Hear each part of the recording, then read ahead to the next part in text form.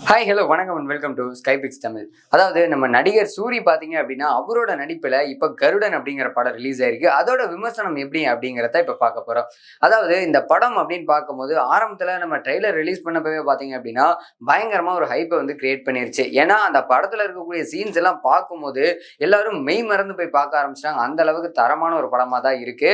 அது மட்டும் இல்லாமல் நம்ம துரை செந்தில்குமார் அவர்களோட படம் அப்படின்னு சொல்லி பார்க்கும்போது எல்லாமே அற்புதமாக எடுத்து கொடுப்பாரு. அந்த வகையில் பார்த்தீங்க அப்படின்னா இப்போ இந்த படத்துக்கு வெற்றிமாறன் வந்து ரைட்டராகவும் இருந்திருக்காரு, ப்ரொடியூசராகவும் இருக்காரு.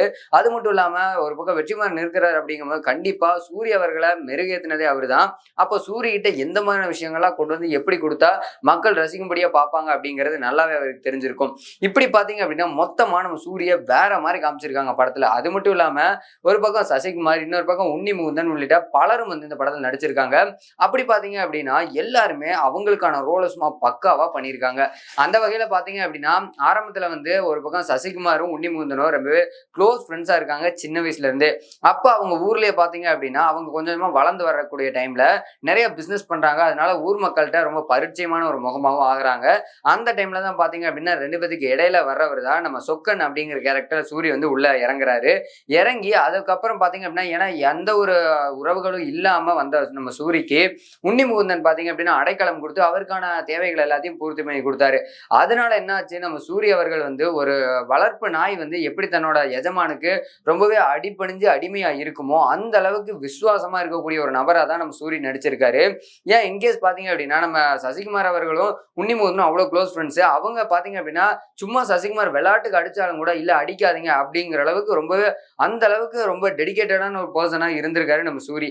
அப்போ பாத்தீங்க அப்படின்னா அவங்க ரெண்டு பேருக்குள்ள இடையில ஒரு சின்ன இட பிரச்சனைனால வந்து ஒரு அந்த பிரச்சனை பெரிய பிரச்சனை வந்து உருவெடுக்குது. அந்த டைம்ல பாத்தீங்க அப்படின்னா நம்ம சமுத்திரகனி அவர்கள் ஒரு பக்கம் வந்து போலீஸா உள்ள வராரு, இன்னொன்னு ஆர்வி உதயகுமார் அப்படிங்கிறவரு அமைச்சரா உள்ள வராரு. இவங்க ரெண்டு பேரும் இந்த நிலப்பிரச்சனைய மிகப்பெரிய ஒரு பிரச்சனையா மாத்தி அவங்களுக்குள்ள பலவிதமான சர்ச்சைகளை உண்டு பண்ணி அது ஒரு பெரிய விஷயமாகுது.